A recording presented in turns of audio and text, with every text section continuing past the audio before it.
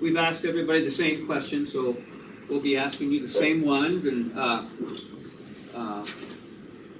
like I said, there's approximately about 8 people in the room besides Dwayne and I. So Commissioner Simons will ask the first few questions, and then I'll ask you a few. Okay. Okay? Good. All right. Good morning, everyone. Morning. Morning. Okay, the first question is, why do you want to be a commissioner? Well, that was easy.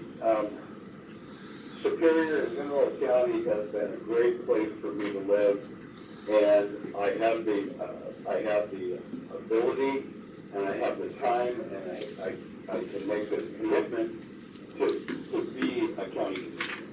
So I feel like I have some skills that might help, and I just look forward to the opportunity.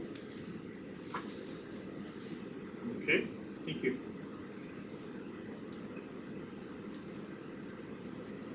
What do you see as Mineral County's biggest problem today? Well, I don't know that they're problems, they're challenges, of course, and one of the things that I see is it looks like everybody's finally found us. Growth and the increase in our county population is going to be a huge challenge. Everybody likes progress, but nobody likes change, and I think it's finding that balance because we all moved here to Mineral County because we like Mineral County, like the communities in Mineral County, and it's going to be a challenge to maintain who we are, and so I see that probably as one of the biggest challenges on the horizon. Okay, and how would you solve this problem? Well, I don't think any one individual is gonna solve anything, and please don't think for a second that I consider myself like somebody riding on a white charger and going to solve the world's problems. I think solutions can be found by working with people and working towards a common good. I don't know that there's any silver bullet answer, but I do know this: if we work together and we look at the good of the greater community and county, we can find solutions. But we have to be willing to be open-minded and willing to discuss issues and willing to look for solutions. And so I think together we can do those. We can solve those challenges or meet those challenges. Okay. And do you have public service experience? And please explain that. Well, yeah, I do. I have pretty much been involved in public service all my life. I was a teacher, building administrator, and during the last 20 years of my educational tenure, I was a school superintendent. And that's a real challenging position. Everybody would agree, I think, that that's a really challenging position, and it involves working with a variety of stakeholders to try to find solutions for improving education for kids. And so I've had a multitude of experiences working with budgeting, campaigning for levies, lobbying with legislators, working on the state and national level in a couple different areas. I was a superintendent in Alaska. I was a superintendent in Montana. I was a superintendent in Idaho, and working with folks on the state and national level. Particularly, you guys know this one well because of the large percentage that we have of state and federal lands. Working with the federal government with Secure Rural School Self-Determination Act funds, commonly referred to as forest funds. But they're huge, and especially when we have as much non-taxable land as we do in Mineral County. I think it's somewhere around 92%, if I'm not mistaken. So yeah, I've had a great deal of experience in public service. Yes. Okay, thank you.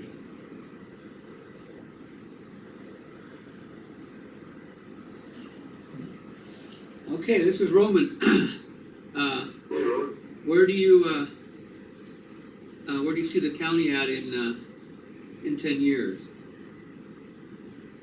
Where do you see yourself at in 10 years? I'm sorry. Where do I see myself at? Yeah. In 10 years? Yeah. Well, I hope I still have something left in the tank and something that I can contribute. I've tried to do that all of my life, and I see myself as being active and not going anywhere. Rose and I were fortunate enough to make Superior our home, and even though we had to leave for a little while to make sure that we could pay for that, and then come home, this was always base camp for us, and we always planned to be sitting over here on the river. And we love it here, not going anywhere. In fact, of all the places I've ever been, this is the place I always look forward most coming back to. And so, very, very happy to be back. And it's fun to get reacquainted, see all the people that I've not been able to see for the years that I was gone, even though I was on the state street, basically Interstate 90, so daily. But I see myself as being actively involved and helping out where I can, and doing whatever I can to help the community. Okay, and then where do you see then Mineral County in 10 years? Where do you see them being? Yeah, that's I'm not sure that I have a real crystal ball view of where Mineral County is in 10 years. I hope that if we all work together, that it can be very similar to what we see now. Although I think all of us recognize that change is here. I don't think it's coming. I think it's here. All you need to do is get in a car and drive around our communities, or drive around out in some of the woods that we used to think were just reserved for nothing but the deer and elk and things like that. And if you start looking, I mean, we've got a lot of building that's going on, and so it's going to be a real challenge to maintain, to be able to maintain what we have, and especially for the folks that have been here a long time. This is, people. We moved here a long time ago because we liked the environment, and others are moving here because they want a peaceful and quiet and nice place to live and grow up with their kids and grandkids, and yet the change is inevitable. So I think finding that balance, trying to preserve as much of what we have, is going to be hugely challenging. And I hope that we have. I hope we're successful in maintaining as much of that as we possibly can. Okay, and then can you tell us a little bit of your personal background? Sure. You know, I'm a Central Montana ranch kid. I grew up and probably graduated from the first school that I ever went to was a school of hard knocks and common sense. And I had a father who was very demanding about all of his children, that they should do the very best that they could do. So I started out in Central Montana. I was fortunate enough to get a athletic scholarship. Got a teaching credential from then Western Montana College. Now it's University of Montana Western. I started teaching. The first 8 years that I worked in education, I was a teacher at St. Ignatius, and then went back to school, got my master's in educational administration, went out of state for 2 years, over to Washington State, and then was fortunate enough in 1990 when Jack Brookins retired. I thought, man, I'm coming back to Montana, and Jack Brookins had been in the district for 27 years, and 24 years he'd been the elementary principal. I thought, man, I've died and gone to heaven. This is perfect, and that's where I'll be until the day I die.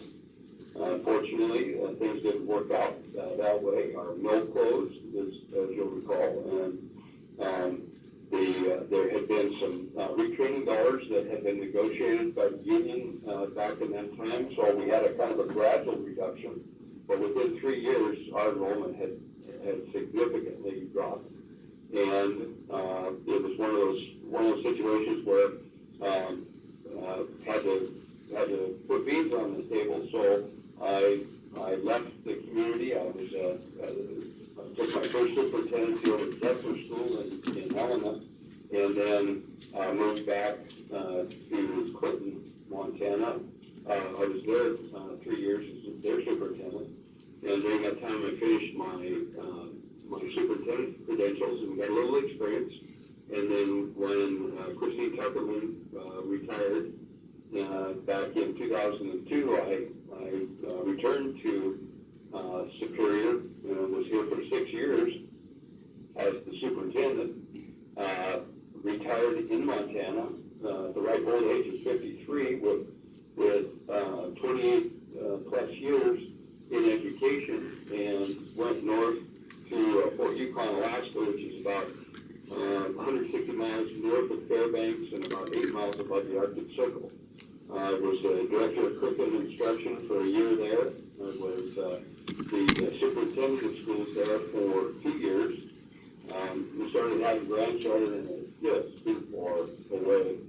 So I was fortunate enough to apply for and receive the superintendency in Kellogg, Idaho, where I served there as a superintendent for 7 years. Took a year off and got a call in late August from the school district in southern Idaho, or in the Panhandle, and they needed a superintendent, so I went back for a year. And since 2020, I've been retired and living here in Superior.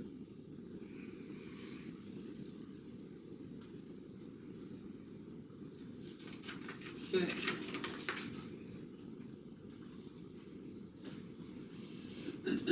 So the job or the role of commissioner is kind of unique in the fact that, well, in Montana you have the representative side of government, and then you also have the executive side of government as well as the judicial. But the role of the commissioner is sort of a dual role, because we kind of act both as a representative for our constituents and also as the executive. This sometimes requires a real fine tightrope walk of balancing, and can also come with it a lot of stress when you're trying to fulfill both roles with fairness. Do you understand that it can be stressful, and you feel that you have the ability to handle this kind of a situation?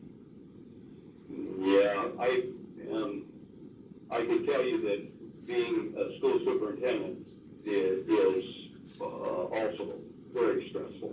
And you learn to cope with the stress, and you just do the very best that you can. You're not going to make everybody happy. I've learned that a long time ago. But what you try to do is you try to be firm, fair, and consistent in all the things that you do, and predictable. And then the other thing I think you know is huge is the accountability piece. And if people say they're going to get back to you, that's kind of one of my pet peeves. When people tell you that they're going to get back to you for any particular reason, then I expect that to happen. And with my constituents as a school superintendent, that was always a big thing. It didn't matter who they were. When I told them I would get back to them, I would look into something and then get back to them and let them know. It didn't always work out the way they would have liked it to work out, but they always knew that I was honest and, again, firm, fair, and consistent. So I think balancing those kinds of things, and you know, again, I'm looking at working with people. I'm not looking at trying to govern because I think I have all the answers, because I don't. But what I do believe that I have is good public relations skills, good people skills, the ability to work with people and find common ground and find solutions. So I think I can. I'm very confident that I can manage any stress and pressure associated with the job. Okay, and then finally, lastly here, do you have any questions of us?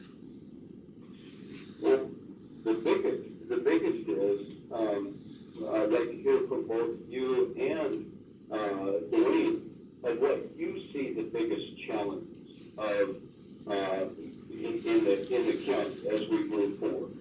I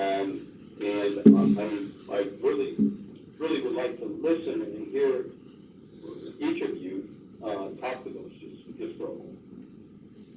I'll go first. Go ahead, Dwayne. Yeah. Well, the biggest challenge I see for Mineral County is dealing with the money problems that we have. I've been commissioner here for a while, and every year we struggle at budget time trying to come up with raises. And unless, you know, something is done, and this is my opinion anyway, with all the federal land that we have in this county, some way to make it easier for this county to get money from that federal land, we're going to continue to have problems with the money situation. It's not going to go away because we have such a small land base here. We could raise taxes, we could tax people right out of their house, and it still wouldn't help us to the point that we need. There just isn't the money. We can manage money to the very finest point, and there still isn't enough money for the services that we need to provide. And it's going to remain that way unless something is done. I don't know why the federal government should be a pain or a thorn in our side every year at budget time. You know, it shouldn't be that way. They ought to be working with us, not against us. And it's going to remain like that until something is done with the federal amount of land that's here, because there just is no tax raise. Thank you. Yeah, I'll just dovetail off that too. It really is hard. When I got on this job, Mr. Woodford, I thought I wanted to really help the people. The dispatchers were being paid $7.10 an hour. And I thought, how can you live on that? And the jailers were making $9.25. And I really wanted to give everybody more of a living wage. And then as soon as I hit the seat here, I realized that we, unlike the federal government, we have to balance our budget. We can't borrow from China.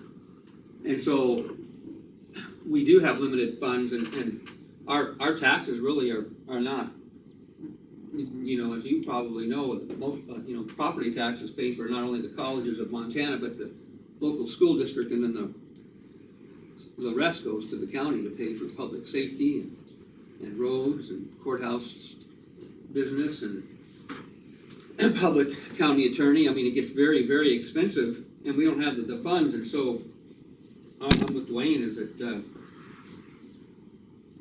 we need to figure out, like public safety, we get mandates, we're gonna have to try to fund that. I mean, before, when I went to work, all you had to do was raise your hand on the Bible and say it happened, and it did. Now you have to have cameras in the cars, you have to have cameras on the body, you have to have fancy new radios that reach further, you've gotta have, I mean, everything is being dictated to us, and we don't have the ability to pay for it. And then, we only, like you pointed out, we only have 7% private land here to even tax to begin with, so we're limited on our industry that we can expand, and then we have all that federal land that is left over. The people that manage it don't really, you know, they live in Missoula, or they're dictated by the East Coast popularity of how they think it's cute when they see the baby wolf on the calendar, that we should put more of them here, and they don't realize that their logging practices, which is no logging, their ideas of recreation, which is no recreation unless you hike, they're really limiting our ability to have any kind of an economy out here. So there's no logging, they want more wilderness, they want more animals that depredate our current economy, which is, we used to have a hunting lodge up at Hole in the Wall, and more hunters, period, and now there's no elk, and now there's no hunting allowed on the Hole in the Wall because the Fish and Game bought land with Pittman Robinson money up there all around them, which that's basically a wilderness for the state, WMA, and that means no hunted guiding trips. So Hole in the Wall said, well then, screw it, we'll just give this to the University of Iowa. These are just some examples that we are just facing an uphill battle with people that don't live here wanting to implement changes for their comfort zone, wherever they may live, and think that they're doing a good thing. Meanwhile, they're really critically hurting the families that want to work here and live here, and the commissioners that want to operate public services and provide health and human safety for our constituents. They want to bring grizzly bears in here. I don't know if anybody wants that many that you can't even leave your kids at a bus stop, but that's what we're all facing. And the only solution I can think of is, and you kind of touched on it, is working with people and networking, because we just have to let those people that are higher up than us get that message home, so that some of these ideas and these bills that they're passing to not allow this, or my fellow commissioners in the east, they lost all kinds of revenue just with the closing of that XL pipeline, and they're in similar positions than us. Phillips County, 4,000 people, they don't have hardly any tax receipts, and we're going to get $8 million a year just on the property taxes for that pipeline going through Phillips County, and now it's gone. All for the sake of, it's you know, too much of a carbon footprint. Well, to me, a bigger carbon footprint is when you got to put all that oil on the rail and the trucks that are using rubber tires and steel and fuel. So, anyway, end of story. That's my opinion. Thank you, and I appreciate that. I know that those challenges are there and they exist. And like I said before, Roman, I've dealt with that in several school districts, and believe me, we have the same kind of issues. In Idaho, we received about 70% of the funding that we needed for education from the state, and then we had to run 2-year operational levies, multi-year operational levies, just to maintain the programs that we have. And then, of course, and you guys have been involved with the National Forest Counties and Schools Coalition, trying to hold the federal government accountable because of large amount of non-taxable and federal land that we have. And you're right, we shouldn't have to fight uphill. They ought to recognize this is their responsibility. And I guess it's up to us to continue to tell our story and hammer that home with groups like the National Forest Counties and Schools Coalition. So, however, again, however I can help and facilitate with in working in those arenas, I'm more than happy to do. And hopefully I'll get an opportunity. And I just thank you for the opportunity to sit and visit and share ideas. So I don't know if you have any other questions, but I'm certainly willing visit with you more. Okay, well, no, that is our end of our questions, and we're kind of running out of time anyway, so I appreciate you calling in and doing the interview, even though you weren't able to in person, but thank you very much, and we're gonna probably process this for a little bit, and, you know, we'll take public comment this afternoon from people that want to either talk about the candidates we've interviewed and hear their opinions too, so thank you very much, and maybe we'll see you later. Okay. Yep. Okay. Thank you. All right. Have a great day. All right, bye-bye.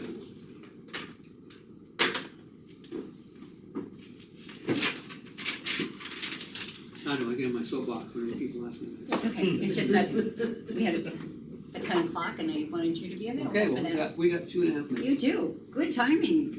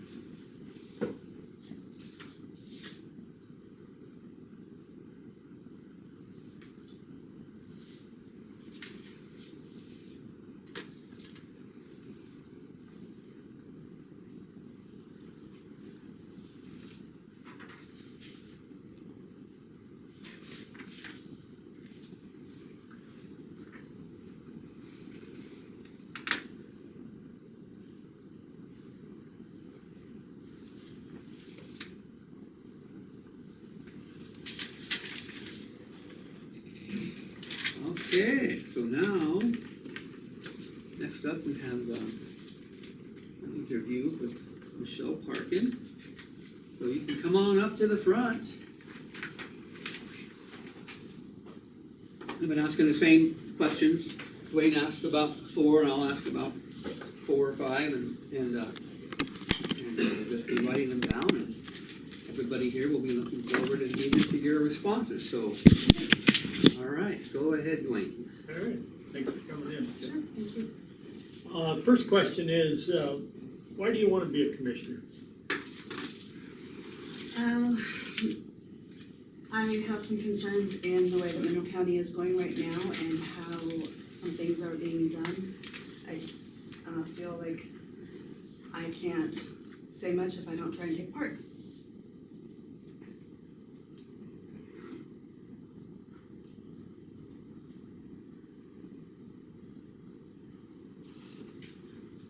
What do you see as Mineral County's biggest problem today? I think our biggest issues is we have a very low tax base. As you guys know, we are mainly federal and state land, so we don't have a huge tax base to draw from for all of the things that we need to do for Monroe County. I think we struggle in paying for the things that are mandated by the states, with our public safety and running our different departments. It's a struggle to make ends meet. We're a very repressed community.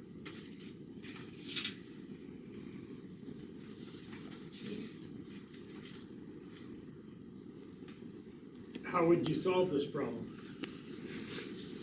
I think there's some federal grants and maybe state and local state grants that we could run for or apply for. We have some great grant writers in our community. I think we should tap them to help us look for some grants that we can get on for the county. I think there's some, maybe some other things that we can do within the community and trying to do more community-wide things and maybe tightening up some I think another one of my big things, I think we don't really need 3 superintendents in Mineral County. I think we could probably save some money there by doing some consolidating of some sorts.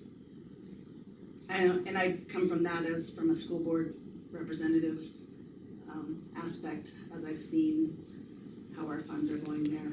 I think that's just, I just see some ways that we could tighten some strings up. Okay. Do you have public service experience, and please explain? Public service experience as in, like, other boards and whatnot that I've been on? Yeah.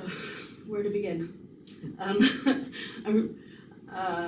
I was on the hospital board for many years. I've been a school board representative and chair for 13 years. I've been involved in the 4-H and on the 4-H community, or on the 4-H council board for 8 years.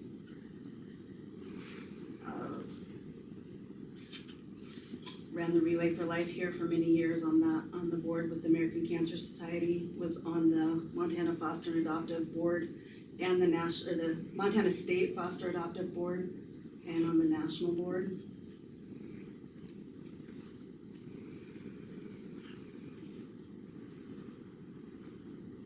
All right, thank you. So, where do you see Mineral County at in 10 years? Hopefully in a better position than, hopefully,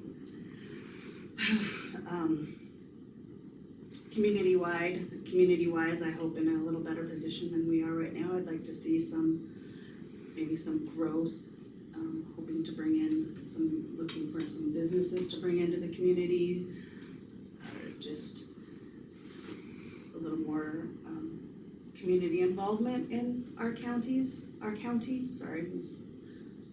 I think we could find some businesses that we could bring in here. I think we have something to offer for, if we could find some tax-based offerings or however we needed to do it for some manufacturing businesses or something like that to come in here. I think we have the facilities, we can facilitate that for them. Okay, and then where in 10 years do you see yourself? Myself, probably living my dreams in Mineral County still. Keep coming back here. I've tried to leave and keep coming back, and I have a very strong commitment here in, it's home, and I see myself as still part of the community and striving to make it better. I want my kids and my grandkids to grow up here. I raised my kids here. I have my grandkids, some of them living here now too. I want to see the community and the county thrive so that they can have the same experiences here that I did.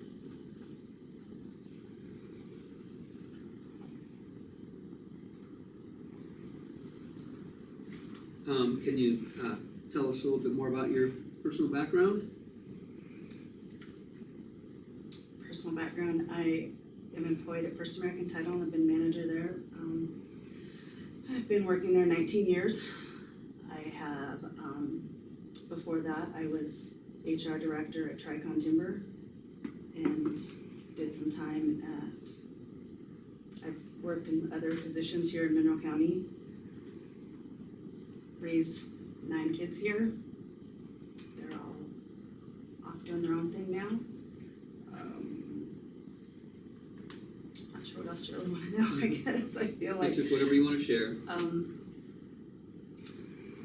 I have a very vested interest in the county from my experiences here and how I think we can grow and provide what we can for the next generation.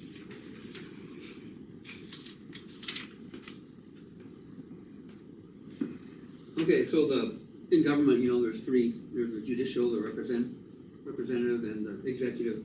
And the role of County Commissioner of Montana is very unique in the sense that it is both. It's a dual role. You are both the representative of your constituents and the executive, making some executive decisions as well, which can be a hard tightrope to balance, especially in terms of the stress that can come with that. So are you fully aware of that, and can you handle that sort of stress? I believe I can, yes.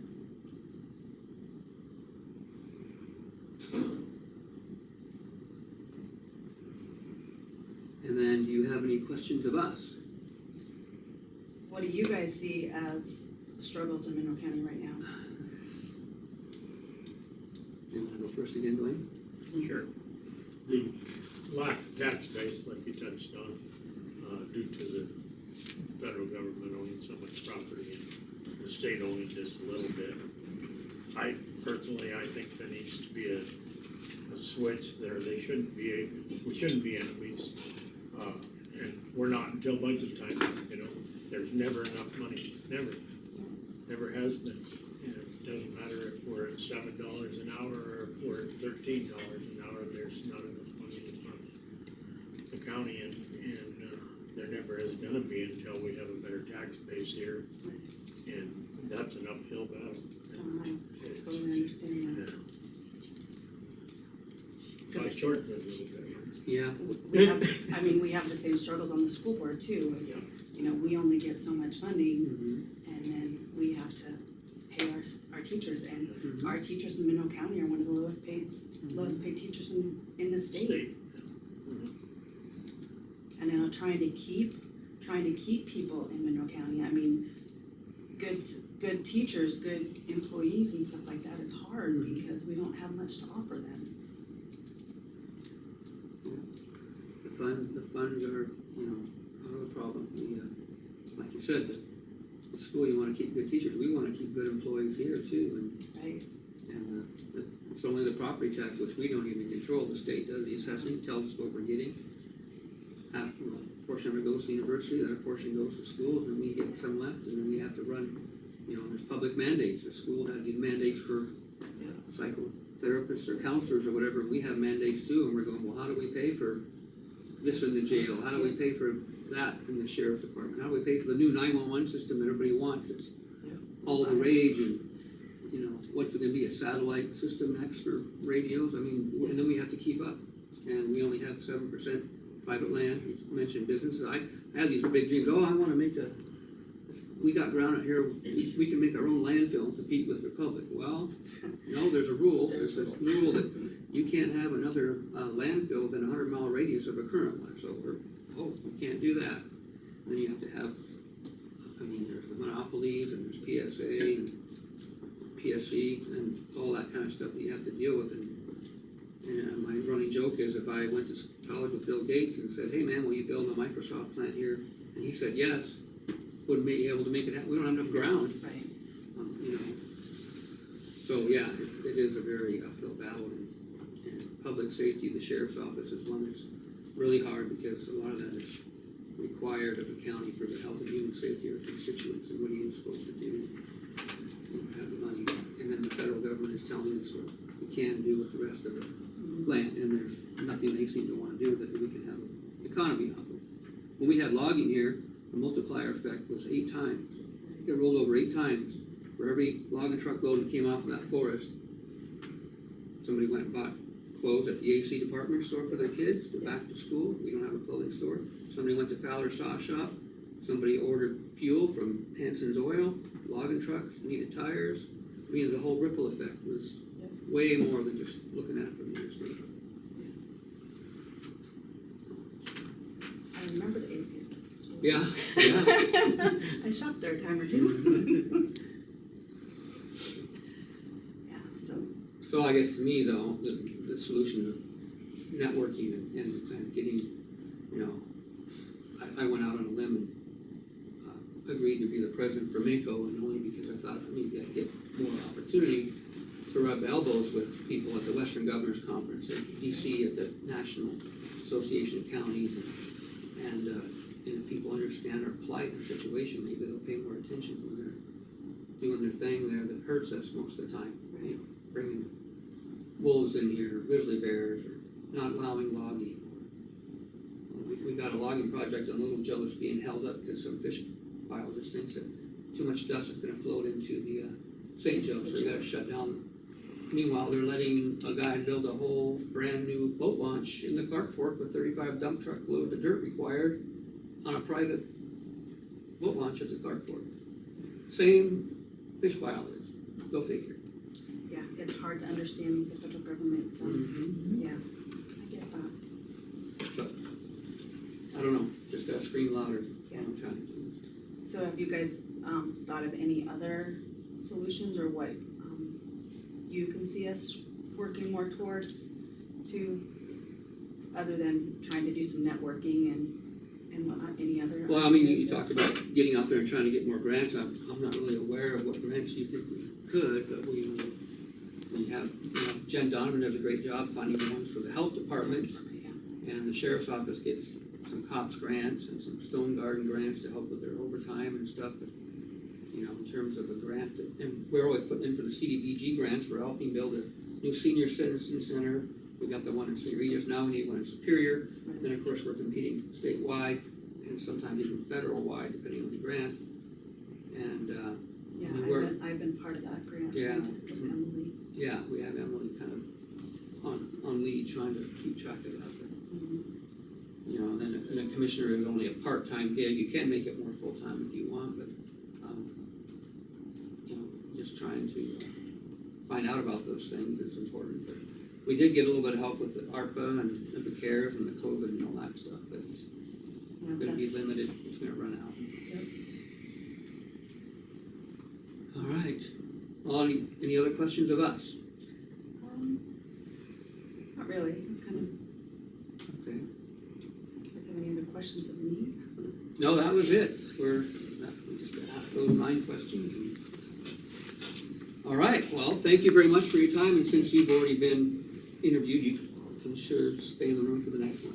All right. We just thank have you. people that haven't yet interviewed stay in the hall, so they don't know the question in advance, or we want you to be as spontaneous as possible. All right, thank you, All right, Michelle. thank you. Yeah.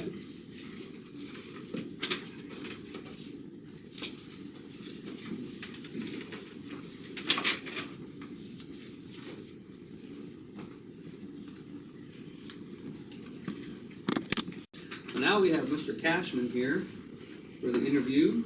So Mr. Cashman, we've got the same set of questions we ask everybody, and we alternate between Dwayne and I, so we don't get fall asleep on our monotone voices rolling on here.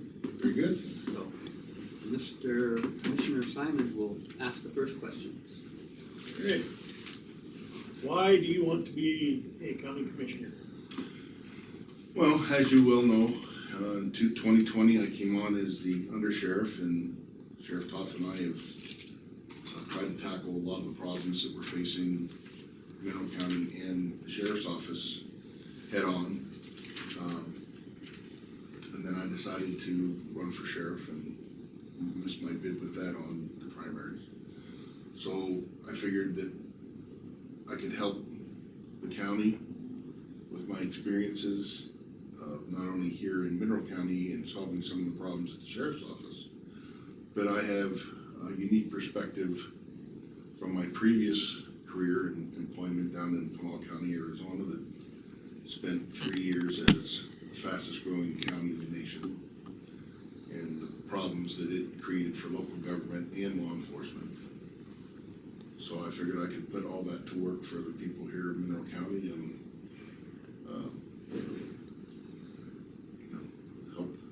help solve some problems. And I've grown very fond of the area and the people and the county, and I'd like to stay in service. What do you see as Mineral County's biggest problem today? Our tax base and growth and the potential to continue to grow with only 7% of our lands being public, working with our partners at the Forest Service and the state to see if we can somehow free up more land. And we're also faced with a lot of growth, and we're seeing some of the problems of not having zoning and other issues, permitting. I think those are some of the biggest problems we're facing.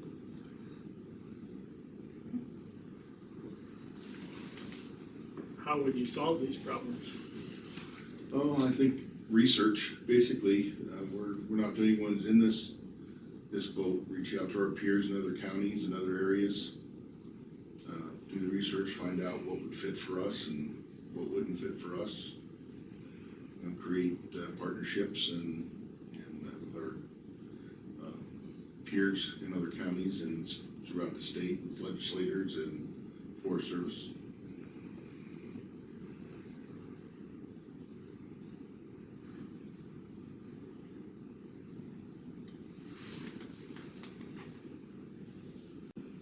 Do you have public service experience, and please explain?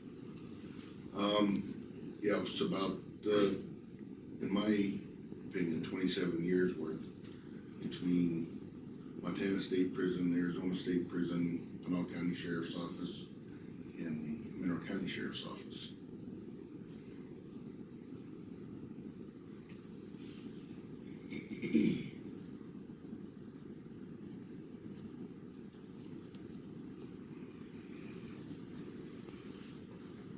Where do you see our county in 10 years? Boy, that's the question, isn't it? I wish I had a crystal ball and could explain that to you with some confidence. But with the unrest in this country as it is and the government as it is right now, that's anybody's question. So it would be us to try to lead it to where we want it to go. And I'd like to keep it a small field like it is now, but I'm not sure we're in control of that either with the influx of people moving in from other areas. And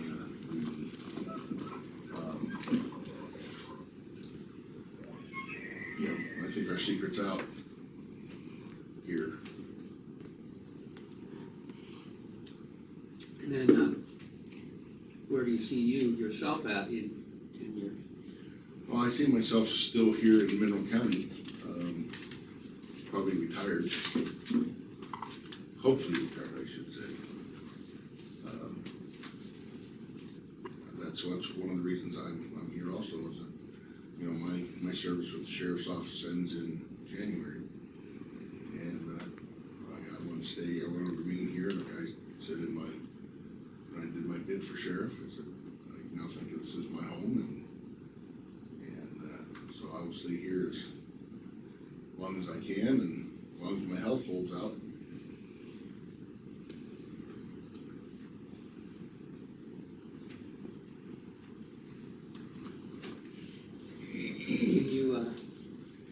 Do you want to tell us anything more about your background? Well, I think you guys know that you've seen my letter of interest, but I started, graduated high school, went in the Army, spent 4 years over in Germany, came home, joined family business in Lincoln, spent 3 years there. We had a couple bad summers because of road construction on Route 200. So I left the family business and took a job at Montana State Prison to take my family's pressure off the family business. We ended up selling the motel portion of our business. It was a restaurant, hotel. So the lady that bought the hotel was maxed out on funds, couldn't buy a house. She didn't want to convert some of the units. So I sold her my home on a contract. And my family and I looked around and decided to go to the highest paying position we could find in corrections. So I relocated them to Arizona. I did 5 more years with Arizona State Prison. And I decided to see the other side of the bars. And went to the police academy, I got hired by Pinal County.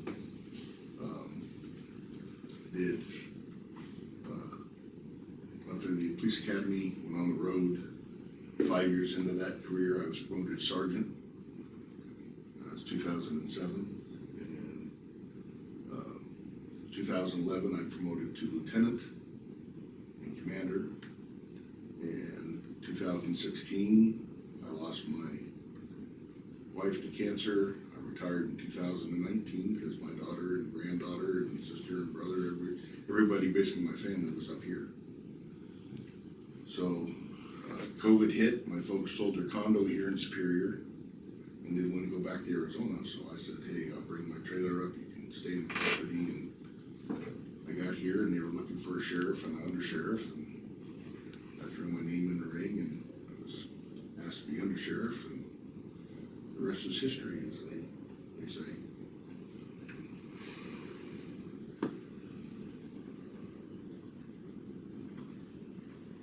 Okay, so the role of Commissioner in Montana is unique in the sense that of the three branches of government that you hold two as a commissioner, you're both the representative form of government and you're also the executive, which can be a tough tightrope to walk when you're trying to balance both of those in terms of pleasing people and making them unhappy or happy. Are you aware of this duality of the job, and are you able and aware of the stress, and can you handle that kind of stress? Yes, and you know, it's really, I mean, not to take away from the commissioners, but you know, running a police agency is a lot like that. I mean, we do have laws that we have to obey that are black and white, but there's a lot of gray areas in law enforcement, and there's policies and procedures you have to tightrope, and not everything fits neatly into that little box. So we live most of our lives in the gray areas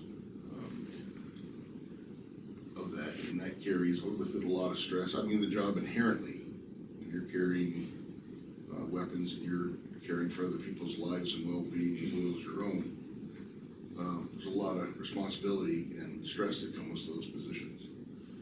And you know, as a commissioner, you're doing the same thing, not only by setting and making laws, but trying to balance the safety and security and rights of all the citizens. So, yes, stress-wise, I'm well acquainted with stressful situations, and I feel I perform better under stress and under pressure.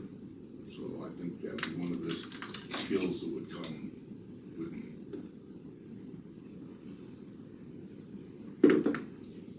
Now, the last question, Mr. Cashman, do you have any questions of us?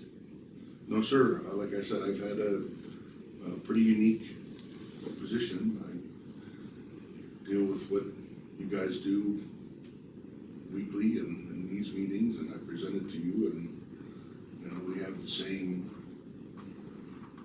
love of the county and its citizens, and live here, and want to see it all continue.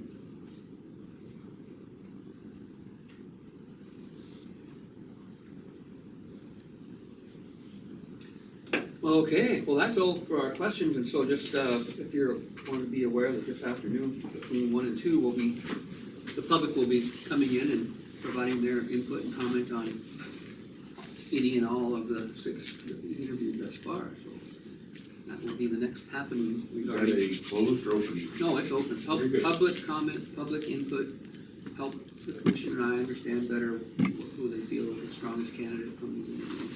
Fantastic. All right, well, thank you very much. Thank you for your time. I appreciate Yep. it. That's what he did ask. He said no. What's next? Public comment? Yeah, we got 35 minutes.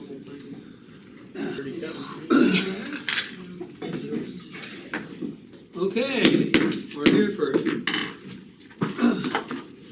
We have had, over the course of a few weeks, 6 interviews with different people interested for the vacant seat of commissioner, and so now we're providing the opportunity for the public to comment on their support for any and all of the candidates, and just remind everybody that we'll keep, this is a public meeting, so we want to keep some decorum and civility, so if you please do not be trashing anyone, but we want to hear the positive comments of who you think we should be looking at to select to replace the seat. So, yeah, anyone want to comment? You can raise your hand and we'll state your name, and then you can provide your comment. Yes.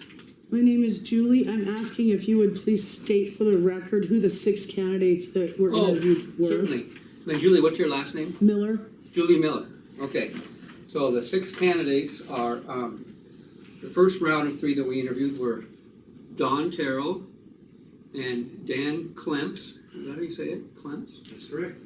And Jill Betts. And the second round that we just did today was Bill Woodford, Wayne Cashman, and Michelle Parkin.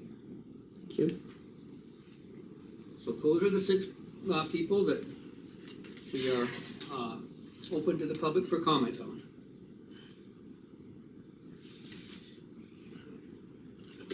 Okay, Julie. Okay, I'll go again. What is it that you, as commissioners, both of you, are looking for in our 3rd commissioner? What are you looking for in qualities that you can work with to improve Mineral County? Someone who is involved in the, cares about the community and seems to possess the knowledge and ability and sincerity and genuine concern to work towards improving our overall plight and problems here. Somebody we can work with, get along with. And what does work with and get along with look like to you? Hopefully no fist fights. That would be fast.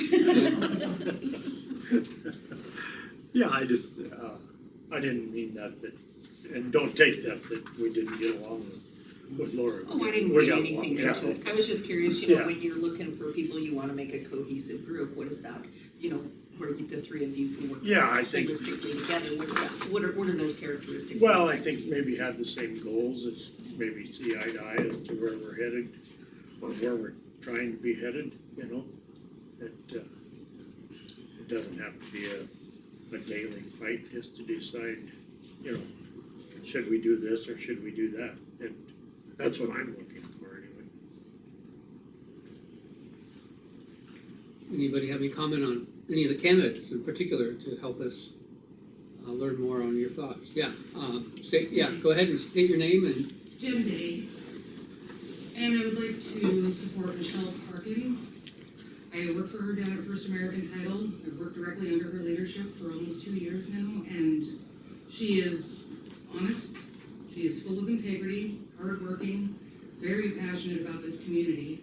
I'm not sure that there's a single board she hasn't served on, and I think that she would be the type of person that we need in this position.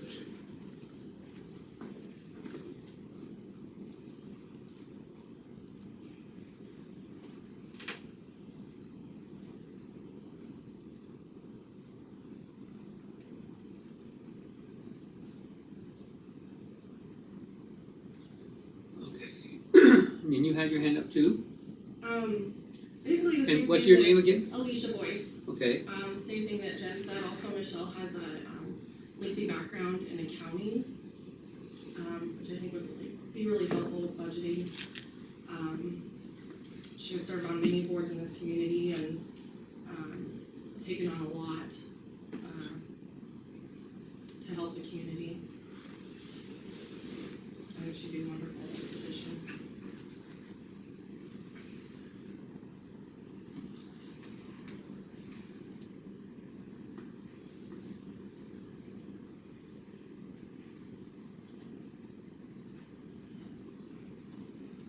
yes, your name for the record? Julie Prater.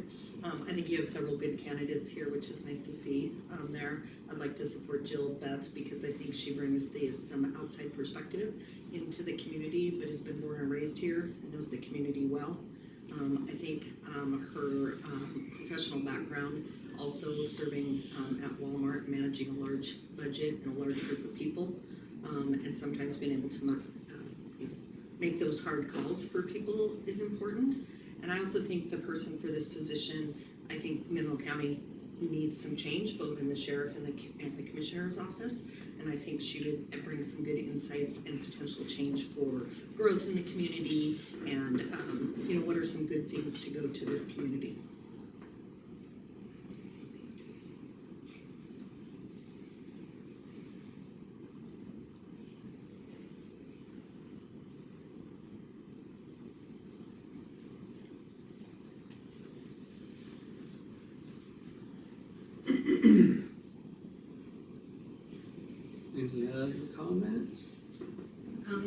Yes. Candace Hampton, and I would like to offer support for Dawn Terrell. I think her work ethic is impeccable.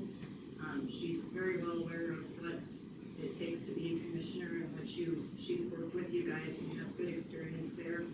So that's all I'd like to say. I just like to support Dawn Terrell.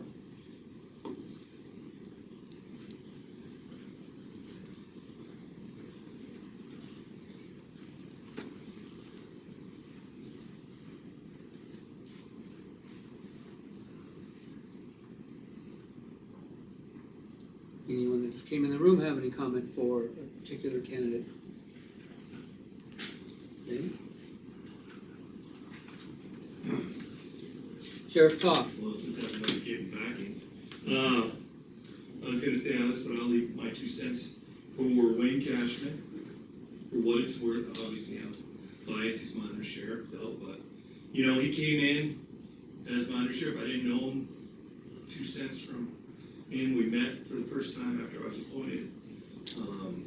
You know, I believe in surrounding myself with people that know how to do a job, make me look better. Wayne has been able to work within the county and some of the offices within the county probably a little bit better than I did, maybe a little more tactful than I did. I think a lot of them will probably, I would say, would admit that.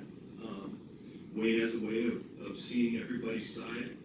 I think, you know, he grew up in Montana, so, you know, it's not like he's not from Montana. His family's lived here, his mom and dad had property here for a while. Wayne's been here, you know, now wants to make this his home. I would say that a good thing about him, and it's not a knock about anybody else, because I know everybody that put in for this position cares about the county, and that's the #1 priority. Everybody cares about the county, including myself, and that's why I came back. That's why I tried to come back a couple times, and then I finally did come back. It's because I care about the county. I wasn't going to come in and run it with a steel fist, like everybody said I was going to. No, I wanted to make it better, and I think we did that best we could. Did we make every right move? No, nobody ever does, but we do our best. I think Wayne's got some great ideas, being from the outside and seeing where the county's expanded quickly and how to help with that. Our county's growing fast, and it's not the good old boy system anymore. We can't have that. And do we still have some of them old habits? Yeah, even in sheriff's office. We're trying to break them. I'm just as guilty as the rest of them. And we're trying to break those habits and change things around. Wayne was very critical in getting that jail open, helping me get the jail open, which has been a huge benefit to this county, a huge benefit. And anyways, I just say he works well with other divisions, and I think that is key. Here, you've got to see everybody's point of view and be able to work well with them. Because you're not, even with you guys aren't always going to agree. But I think what you're looking for is somebody that is going to respect your opinion, though, but maybe disagree in a respectful way. That's all I was saying, sorry.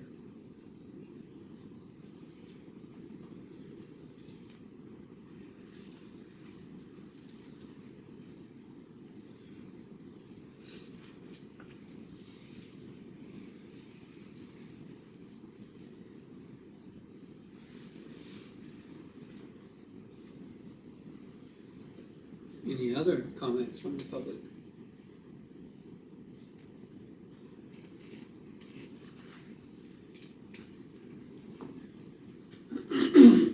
We have a whole hour for this, so if anybody wants to express their opinion, by all means, that's why we're here.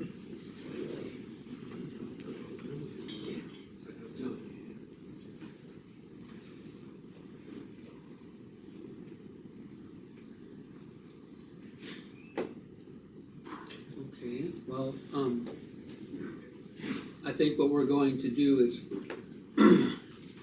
originally, when you read the, oh yes, Mr. Condon. I figured I didn't qualify as the public, that's okay, if I qualify. Okay. So 2 thoughts, it's a 2-year appointment for part of the term, not the whole thing, so all I would say is this. What you need is an institutional memory. You need somebody who knows how stuff works for 2 reasons. One, you've got a bunch of shifts coming because of the Brady stuff. You've got some lawsuits over roads. You've got a lawsuit, a pair of them over what's the mandate that people need an institutional memory about. And the other part is you have one commissioner who's gone a big chunk of the next year because of the Mako thing, which is good. So the problem is, it means the load that falls to the other commissioners is more, because Roman can't be here all the time, which is what matters about doing the Mako thing, for the connections, the horsepower, the help it gives the county, and things like the gas tax revenue, the water revenue, and the rest of it. So it's one of those things, you rob Peter to pay Paul, but in the long term, it pays off. So I think when you go through the decision, my thought is pick the best item in terms of how it works, what it does, and the institutional memory. Because this is not a 6-year term, this is 2 years to fill out a term. And that's what Lori was good at doing, is she knew that part. So that's what you need to do, because if you don't have a good institutional memory, it's a wreck waiting to happen. And unfortunately, who defends the wreck is upstairs. And so our preference is find the key is institutional memory and practical functionability. It's one thing to remember, it's a different thing to know how it functions. And if you don't know how it functions, you can't walk in and do it for 2 years, make it pencil, make it work. And if you've never been through a lawsuit, never been on that end of it, never been whatever else, try running 4 or 5 at one time. And that's what we're looking at doing, besides the budget questions. So that's it. And I guess in terms of some of the changes that we have to make, this is one of the court orders that came down regarding that stuff. And it's a whole lot of personnel checklist things. We've already done some of it for sheriff's department stuff. But that's the list that came down from the district court. So those are things we have to do. It's not kind of like optional. We've already done, a lot of them are done. But just so you know, when you pick, that's what you need to pick for, how it works. If the specs say you need 5W30 oil, you don't put in 1020. So basically that's what it is. Unfortunately, in appointments, the specs get in the way. And I've been through this numerous times in 30 years with commissioners, mayors, county attorneys, city attorneys, and invariably what happens part of the time is politics get in the way, people forget how it works, and then you have a wreck, because somebody doesn't know how. So what name are you putting forth as your? I didn't really put forth any of them. The people, I think that I would say, in terms of your list, the persons who got experience in government would probably be Don Carroll was one, Cashman is the second, because he's done some government stuff too. You have a school super who applied as well, who's got some experience with government, but I don't know who of those people know about personnel, public meetings, and that parts and agendas and criteria. A lot of the other persons have no experience with how it works, what it is, and that to me is the concern. And the classic case was find someone who knows how to prosecute a crime. If you need a criminal lawyer, you don't hire somebody else. So the same circumstance works with this at this point, only because really it's a 2-year term. By the time you break somebody in, that's a little time period, but you don't have 2 people to do the breaking this next year. You have 1 person to do the breaking in next year, and he's blushing because I said that, but the truth is, what you've got is excellent, Roman, that's not an issue, but the point is, you're not gonna be around as much to help with that part of it, because you can't be. But the benefits that come out of that are things like, do we get the gas tax revenue fixed? Do we get those things done? That's all worth doing, for sure. But that means there's a little more of a vacuum that people need to step up and fill. That's what I'm saying. So I hope that makes sense. Okay.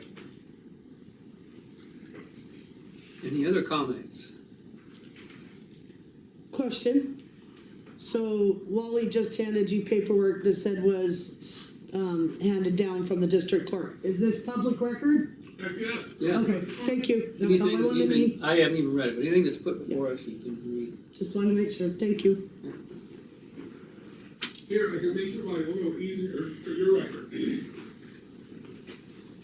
you go to the district court, they can print you a copy. The clause number is DC, that's capital D, capital C, hyphen 21-59. DC 2159. That'll print you a copy of it. Excellent. Thank Okay. you. Hope that helps.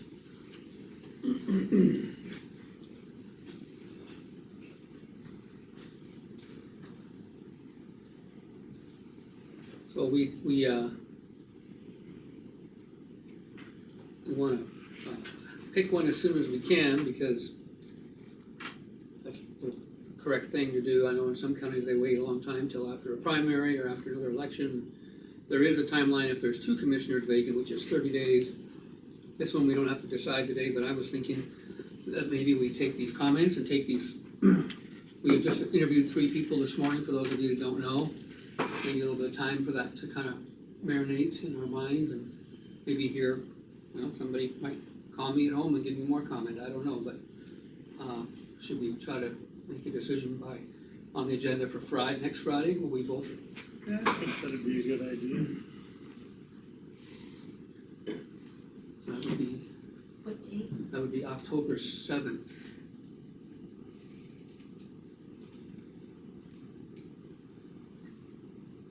I don't know what's open on the agenda for inserting a time.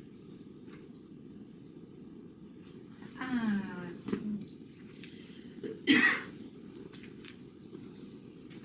think 9:30 to 10. I don't know how much time you want.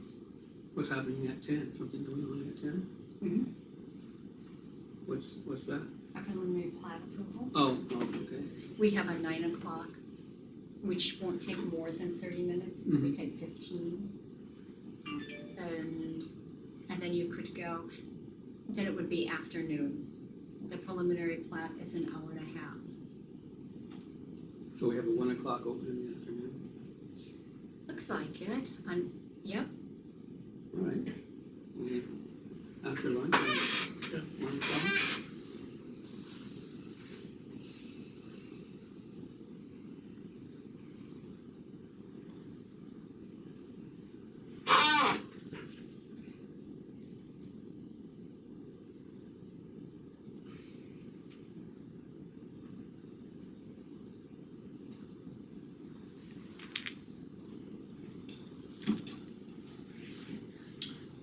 October 7th.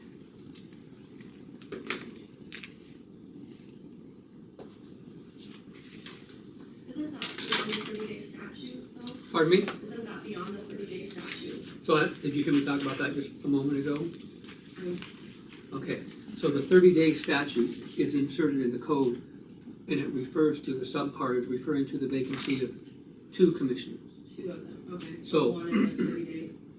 One, there is actually no timeline. As I was also saying, some counties have waited as much as 7 to 9 months before they appoint, because what they were doing in that case, Lewis and Clark County, was waiting for the primary to be held. So they went on with just 2 commissioners, which is a quorum, and then they waited till the primary was decided, and then they appointed the winner of that primary. So that's what I was talking about before. Okay. The I 30 think days that's all of it. is applicable to when there's a vacancy of 2 commissioners. So if one died in a car wreck and the other one had already resigned, something like that. Thank you. So, yeah, the Republican Party, also took some time. We probably could have had this process a little sooner, but they have their timeline and their schedule. But in the end, there is no urgency to it, but we would like to do one as soon as possible. So since we just did the 3 others this morning, I think it's best if we kind of let that digest, and we will give it 1 more week, and then we'll make a decision. Any other questions on that? I used to have the code here handy. I don't know if I still have it, if anybody wants to check it. Put it in here or not.